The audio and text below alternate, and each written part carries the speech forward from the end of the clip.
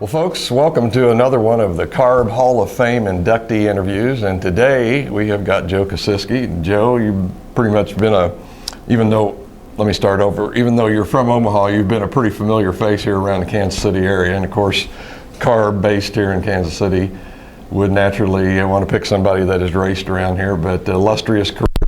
I know when you showed up, I think a few people grimaced just saying, oh no, Joe's here. But anyway, congratulations on being inducted into the CARB Hall of Fame. Thanks, Mike. It's a pleasure. You know, your dad pretty much got you interested in racing, and he was racing when you were a child. That had to be really a lot of fun, and I'm sure got the racing juices flowing inside of you.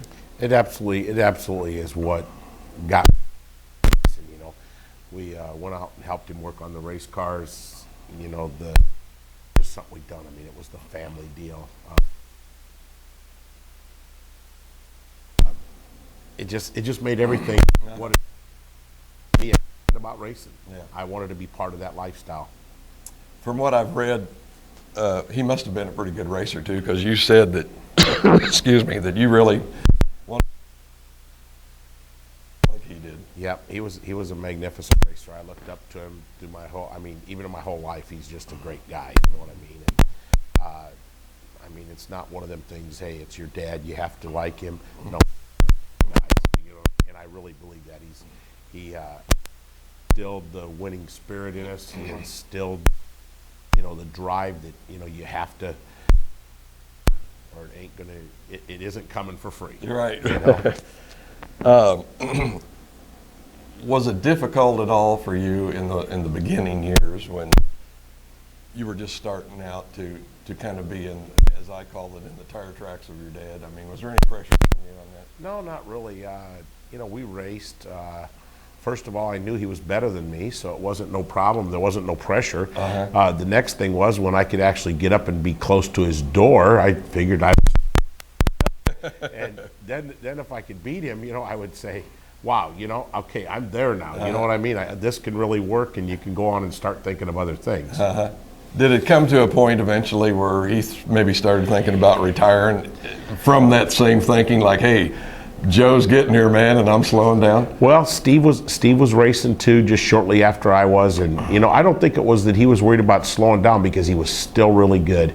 In fact, I had one of my cars. I want to say it was like '85 or '86. I was racing here at Lakeside, and they had a NDRA race over at I-70, and he went over there to qualify my car. Uh-huh. And he jumped in it. He had been out of a car for a couple of years. He jumped in it and drove it right to the front. So it wasn't like he was slowing down. He knew what he was doing. I mean, and he understands the engine part. I mean, without him, the success of me and my race team wouldn't have been what it is. Uh-huh. He's just excellent on that type of stuff. Yeah. I hate to belabor the point, but it had to be pretty neat to come into racing with that kind of knowledge behind you, knowing that, hey, if I don't understand it, I can go to Dad. Yeah, you're exactly right. In 1975, though, you do get your first car, and you buy a Sportsman from George Simmons, and this just leads to 38 years in racing, 5 decades. 2 wins in that first year. Not exactly what you might call a glorious start, but still some wins. Well, I thought it was a pretty glorious start, because I didn't start back at that day, you didn't have, 6 classes at a track. Mm-hmm. You might have 2, and I was in the top class right from the start. Right from the start. So, it was, in 1976, I won a couple of the features, and it was the top premier division, mm-hmm. So, a lot of people never get 2 wins in their whole career. Yeah. I got it in my first year, and so that was pretty good. I mean, it made a pat on the back, and my dad wasn't there. He was racing at another track, and I know when I told him that he was as excited as I was about it. It made his day probably more that I won than it did if he was out winning. I was like, we always want to see our kids do better. That's right. Always want to see them do better. He was down at Topeka, Kansas, driving a car for Larry Briggs. I remember the one night, and I won up at Nebraska City, and he was down there. They was having a big, I guess they had the National Guard had to come in. They had a big deal going on. I don't remember if it was Galen Schaefer or, you know, one of them guys. They had a big deal going on. It might have been Super Joe, you never know, or Gene, you know. Them guys go over there, they might have a little fist fight or something, you know. But back in the day, they did that. They got out of the car, maybe had a little fist fight. So, you know, but it was always fun, you know, always in fun. Yeah. I was going to say, things were usually settled, though, when the night was over. Yeah. You started over the next week and just went on. You bet, you bet. Kind of like hockey. We'll get it done and get it over. Yep, get it done. Take the drag out. Tomorrow night we'll come back. We're going to do this again in a little different way.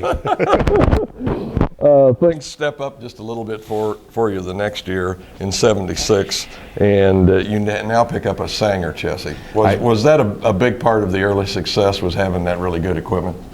76 was actually my first year. That's the year I won my 2 features. In 75, I only raced 4 times. Okay. So I did, but yes, when I picked up the Sanger chassis, it helped make us understand. My dad had been running an older Sanger like a Chevelle, and this was a Sanger Camaro. So it helped me out a whole bunch getting that car. Now I didn't only have my dad helping, I had Ed Sanger kind of behind it. And Ed was a name to reckon with back in them days. When we talk about these chassis now and these cars, now were these still not tubular chassis? These were still frame chassis? They were stock stub chassis yet. They still had a stock stub on them, and you know, but they were built like a Camaro only comes with a frame stub back to the firewall, and then it was tubular behind that. Tubular behind that. Okay. By '77, though, you're starting to travel a little bit more, I guess, gaining a little confidence, wanting to get out there and see what's out in that big world of racing. And you start coming to places like Lakeside, State Fair Speedway down in Sedalia. You're also running on some mile tracks at the fair races, but you're still kind of struggling a little bit. It's not, what I want to say, not quite to the top of your game. It wasn't like every racetrack I went into, they knew who I was. You know, I mean, that comes a little later in the career. You know, but you know, I was just biting my teeth and I guess trying to cut the teeth. You know, and going into new tracks, learning new ways, and learning different people to race against, and different sized racetracks than what we had been running, and just, you know, doing the best we could do at that time. Yeah, I was going to say, it's kind of a learning curve, isn't it, for a new driver like that? Like you say, tracks, different conditions, different drivers. Well, you have to learn, you know, the track conditions.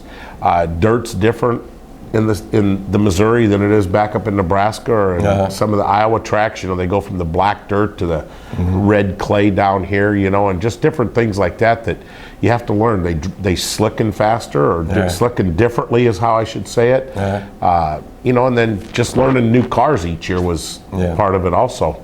In 1980, you buy a C.J. Rayburn, and I bet you kind of wish you still had it, but I understand it was either the second or third car that he ever made. Yep. I mean, would that thing be worth some money today? It probably just would. A really good collector's item.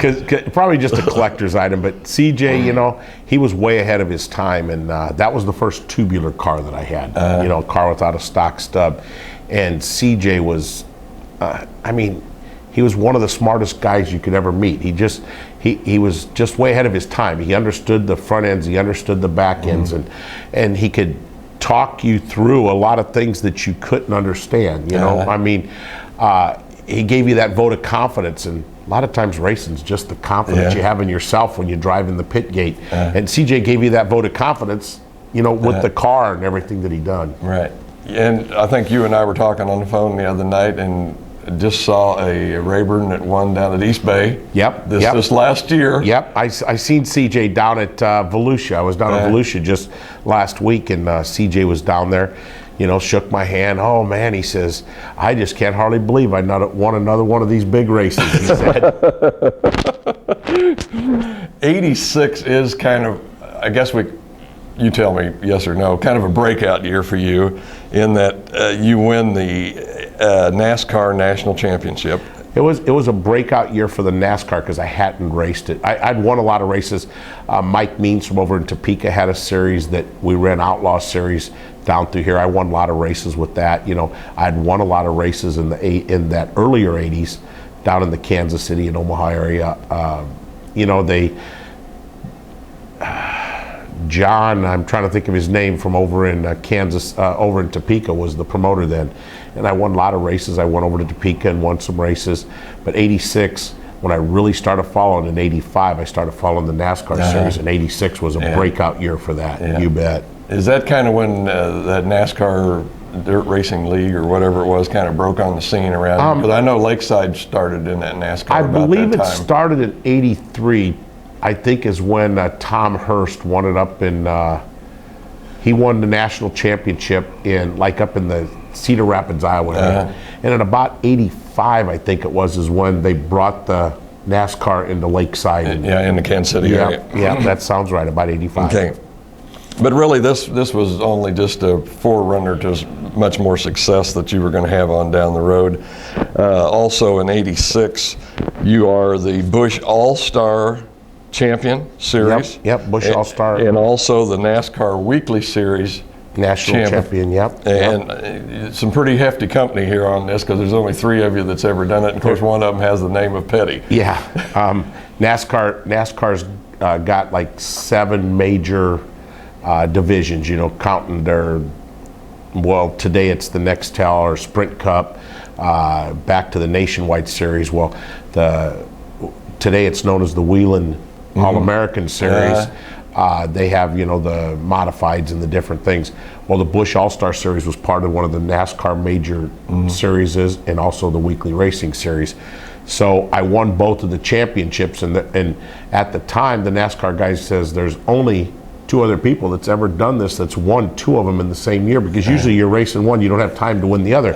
And one was Richard Petty, and the other one was Mike Stefanik from up in he won like the Busch East and the modifieds, the super modifieds back up in the New York area. So I feel really good about being in that group. You know, I mean, that doesn't happen a whole lot of times in a lot of people's lives. A lot of Midwesterners don't ever get to that. No. Okay. In the late '80s, you were also running some ARCA races at Talladega, but I think the amazing thing about this is you're prepping and garaging the car in Omaha, so that had to have been a lot of driving and traveling. It was a lot of driving, it was a lot of traveling, and it was a lot of work. Back to my pit crew, you know, Scott Korleski helped. My brother Steve was a major, my dad, we basically, between the 3 of us, my dad, my brother, and myself, we put the money together and, you know, tried to get the sponsors. Steve worked hard on helping get sponsors. You know, our plan was, you know, let's try to do this and try to give him a little time to try to do it. And you know, we had that opportunity. I got to do the Talladega Atlanta. He got to run actually Winston West race in Phoenix, and he ran at College Station, Texas, and about I want to say that was about '83 he ran down there. And so I ran at Talladega and Atlanta a couple times each. Had some real stellar runs. I mean, the very first race we ever ran, I ran 7th. I think it was either 7th or 8th. The first race was 7th, and the second race was 8th, or vice versa. But you know, that was at Talladega and Atlanta. And the only problem that happens with them races is, you know, we thought, man, we really done good. We run 7th place, and we went up to get our check, and the check was $3,600. Went over to pay our tire bill, and it was $4,200. So we didn't only have all this crew that we just got done housing and moteling, and we had all this, you know, everything else that you have to pay for, the fuel to get there and that. And all of a sudden we go, whoa, we got to do something else. You know, this got to slow this down. This doesn't work real well. I was going to say, it kind of sort of has to pay for itself a little. It has to get close, and you know, it wasn't getting close there. I'm trying to remember, excuse me, but I've done so many of these. Was it you that was telling me that you were running in one race real good and came in and got a hole in the radiator? Yep, I was running 2nd at Atlanta in one of the races behind Ernie Irvin, and there was only 3 of us left on the lead lap of that race. It was like 15 laps to go, and we needed a yellow. We had to fuel one more time before we got to the end of the race. We got the yellow. It was a wreck, you know, and it was close, but I drove on by it, and We come in, we pitted, we think, all right, we got a top 3 because now there's no reason for us not to be in the top 3. We're the only 3 cars left on the lead lap. And I'm running second, thinking, hey, we got a chance. We're going to give this guy a run, you know? And get going, and I pulled in the pits, and I took off after they got the tires changed and the fuel in it, pulled out. They called on the radio. They go, you got a heating problem? No. Driving around on the yellow. Well, we got a lot of water sitting here where the radiator was at. No way. Pull back in so we can check the radiator out. We're still under the yellow. It's not going to be a problem. Radiator's got a little hole in it. One tube about the size of a pencil head. Must have got through that grill somehow. Something got through there and popped that radiator. A little pebble or something. Yep. Going down pit road or something. Something. Don't know. That's racing. Yep, that's racing, And we're so close to the end, and that was the year Ernie Irvin, actually, he won that race, and then he started in the Cup the next year. So darn. You don't know where it could have possibly went, but it didn't go the right way for me. Like so many racers, I think, that I've heard of from the Midwest that have gone down there, and I think Terry Bivens would be another example of that, talk about the good old boys. You guys were definitely outsiders. There wasn't anybody going to step up and... No, they didn't. No, they didn't. And you could call them and talk to them, and it wasn't like it is today. Now all these teams want these young drivers to come from anywhere they can and try to see if they can make them into a racer.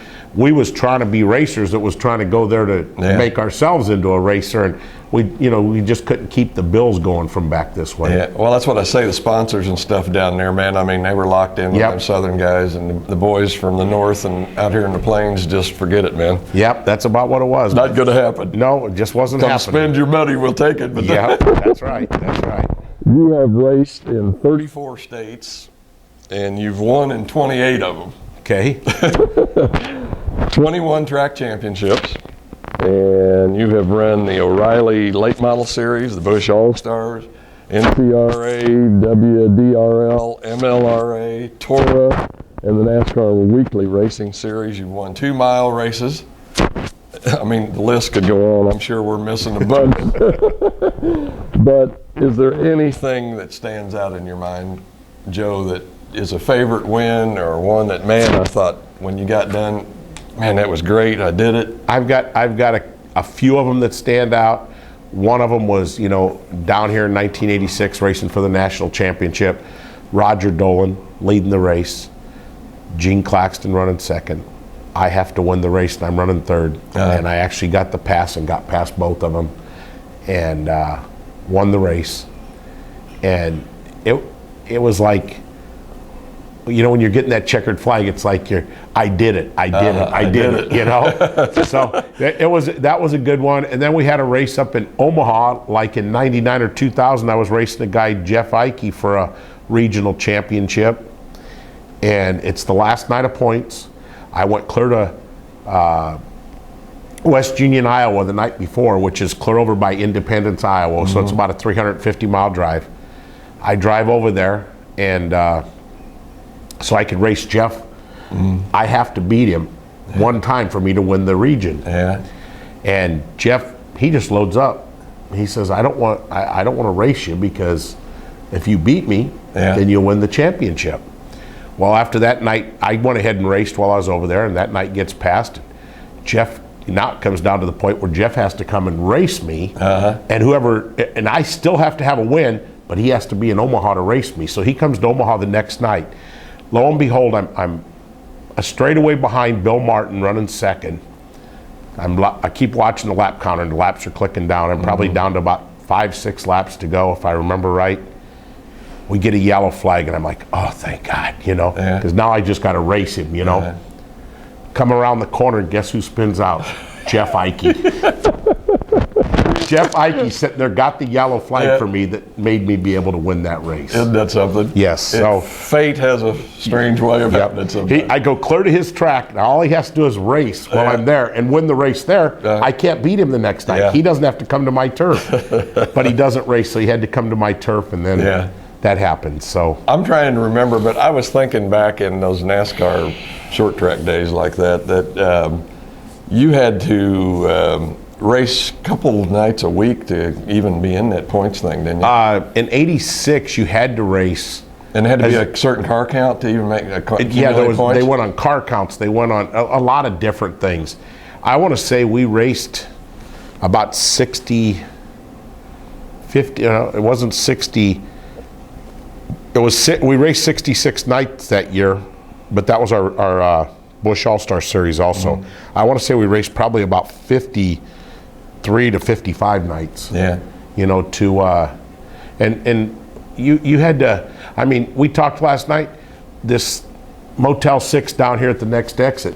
We sat there and we would leave Lakeside on Friday night, drive up to that Motel 6 and stay there. And the reason we come to there instead of driving straight over to I-70, because if the weather was bad, I could make it to Corning, Iowa. Yeah. I could get back to 35 and run up to Webster City, Iowa. Yeah. And I mean, we done it all to try to win championships, you know, or all the way to Sioux City, Iowa, you know. But if everything was good, weather was good, we was at I-70 the next night, you know. Yeah, we haven't really covered that. We talked a little bit about Lakeside, but that was kind of a unique situation out there. I mean, that was some really high banking, and then for them to put that dirt on there, did it pose any specific problems? No, you know, it was a super speedway mentality. You really have to drive around there like you would drive at Daytona or Talladega. You'd go down the backstretch, and when you went down the backstretch, you would have to teach yourself that you had to hold the gas wide open. Yeah. Okay, well, the first few times was no problem, you know, after you got it done, then it become no problem. Mm-hmm. Now, when you had to go in there next to a car holding it wide open, not knowing what that car was going to do, was another little teach that you had to teach yourself. Yeah. But, you know, it eventually got to it, and it was just like, you know, I can take this thing just like I can on the street and move the car wherever you needed to, and you just hold it wide open. It was good. And the thing I remember with that dirt on there, those walls weren't very tall. No. I think they were only 2 foot, maybe 2.5. Yeah, that's about it. I seen Don Hoffman go up on top of one night. We was down there racing and come back in on the backstretch. Yeah, I've seen it. I've seen it. I know what you're talking about exactly. One other thing I want to touch on, Joe, just a little bit, is you were a chassis builder for a while. Now, how did that thing go? Me and my brothers, we started building some chassis in the model.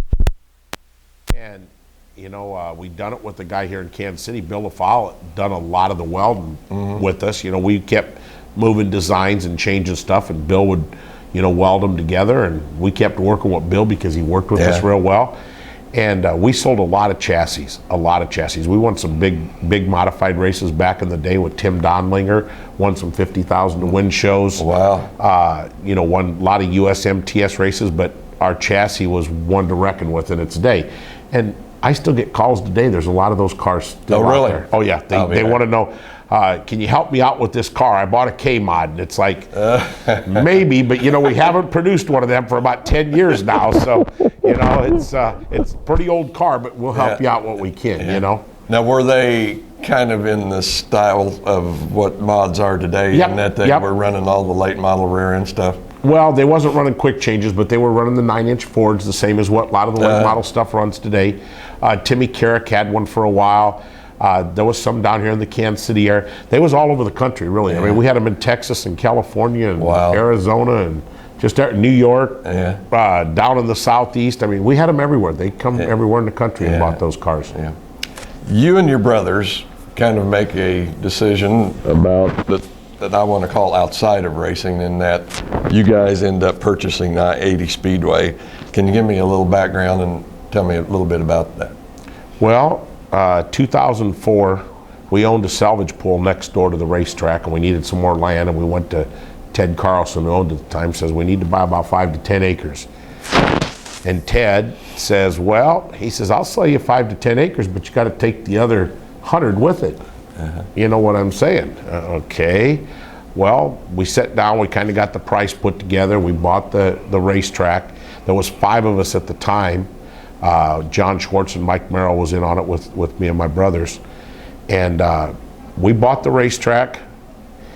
You learned a whole lot of difference in the world. It's from a different angle. And, you know, in 2005 or 2006, I run second, if I recall right, in the NASCAR Weekly Series, and I had to do a little speech at the at the national banquet.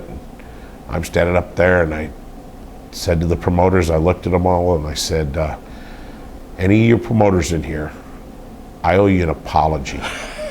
And it just went to silence. I says, since I became a promoter, if I was a pain in the ass like all these other racers are, I says, I owe you an apology, and the place erupted, you know? But, I mean, I don't want to say racers are a pain in the butt. They want things done the way they want it done. They're not really, some are worried about the sport, some are worried about doing it the way they want it done.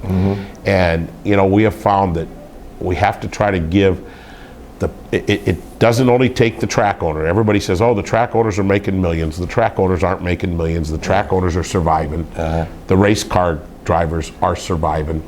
And the people coming to the races are only surviving with their last dollars to give it to the entertainment to be able, and it takes every bit of the circle to keep going. I don't know which one's going to run out first, but there will be a first that somebody's going to run out. And I don't know what we're going to do with the sport at that time. But right now we keep going. We just keep pushing on it. We do some big races because I want to have the best racetrack that we can have in the area. If we have the best racetrack and the fans know about it and the racers know about it, the next track that, you know, goes away, if that racer wants to keep coming or that fan wants to keep being a race fan, they can come to our track. And that's what I'm trying to survive on. I was going to say, the short track racing business in the United States is starting to get in jeopardy, it seems like. Well, I don't really want to say in jeopardy. I think that a lot of the old ideas that, hey, we build it, they will come, that part of the mentality is gone. Now it takes, you got to do some promotions that isn't going to cost so much money that you can't afford to pay with the low gate counts. But you got to have promotions that'll build the gate counts. Yeah, and part of that's got to be these big shows. And we talked about that the other day, and you said you don't think you could make it without the big shows. I don't think we can make it without the big shows. Last year, our weekly show really started building well, but we've been doing a lot of things with, you know, to get the people there. I mean, doing different things just to get people. I mean, let's face it, I'd rather have 4,000 people that walked in my gate for free than to have 500 people that paid to get in.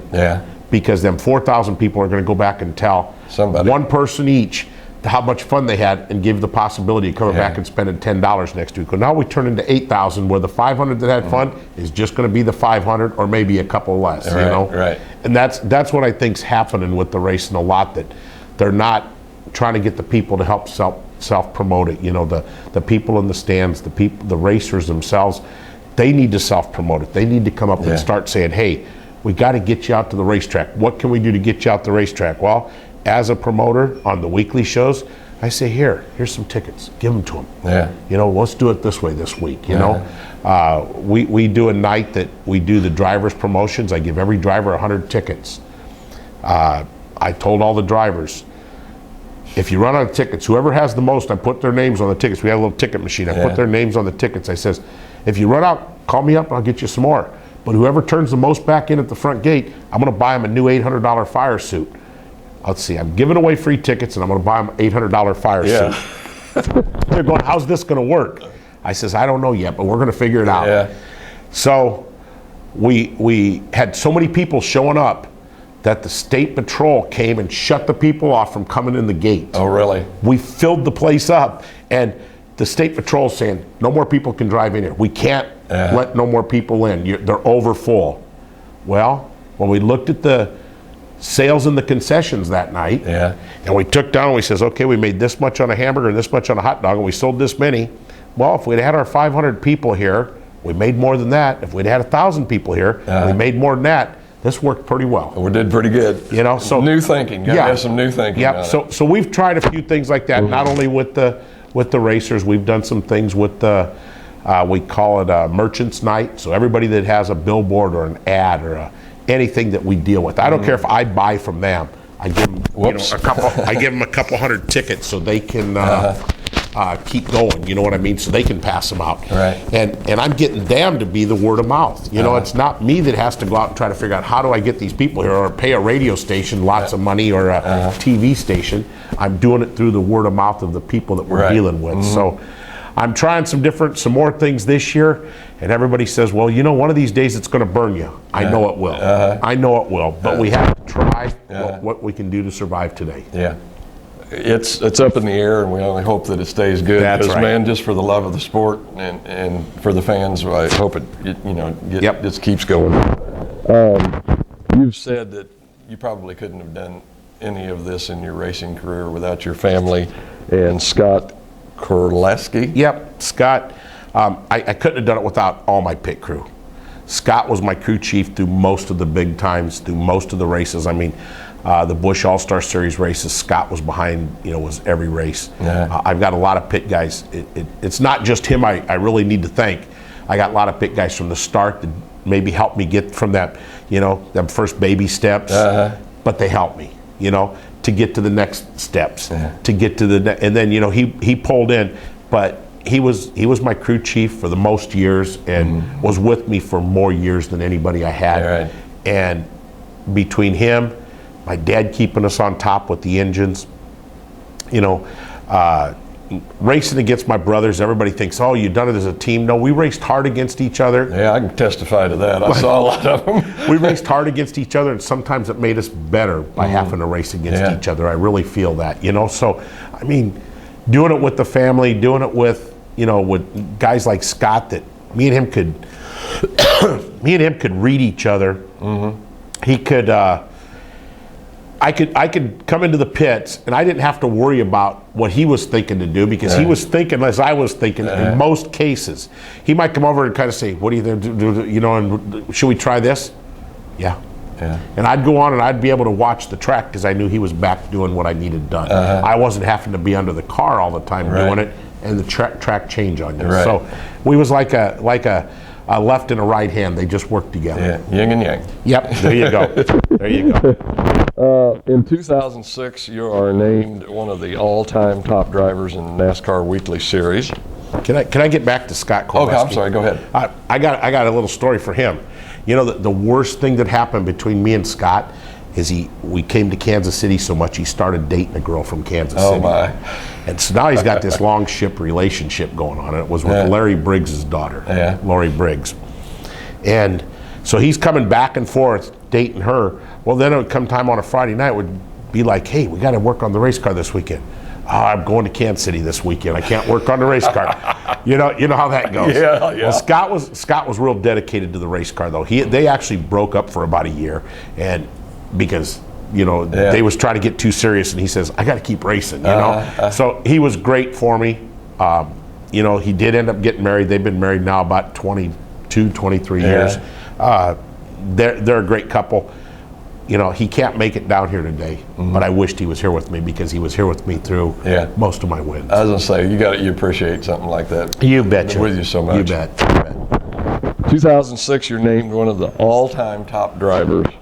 I presume this means late model. Yeah, I'm sure. In NASCAR Weekly Racing Series 2008, you're inducted into the National Late Model Hall of Fame. And also in 2013, you were inducted into the Nebraska Hall of Fame. Joe, quite an illustrious career. Like I say, I can testify to a lot of those wins. I've seen a lot of them. Yep. And once again, let me congratulate you on being inducted into the CARB Hall of Fame. I'm really very appreciative, because, like I say, this is really like home. And I'm getting inducted into the area that I really love. Yep. Okay. Thanks a lot again. You betcha. Thank you. I'd shake your hand, but like I say,